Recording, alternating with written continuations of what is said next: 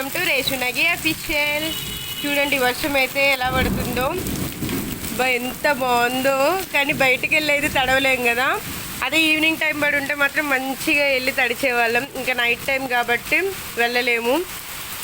ఇంకా అంత రీఫ్రెష్ అవుతుంది అనమాట. ఆకుల మీద పడి అంత గ్రీన్గా అవుతుంది. చెట్లు కూడా చూడండి మెరుపులు ఎలా వస్తున్నాయో. మేమైతే ఇలా ఉరుములు వచ్చినప్పుడు అర్జున పలకకు అని ఏదో అంటారు కానీ నాకు అంత గుర్తులేదు.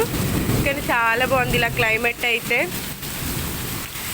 ఎంతమందికి వర్షం అంటే ఇష్టమో కమెంట్ చేయండి. అట్లనే మా ఛానల్ని లైక్ చేయండి. Bye bye.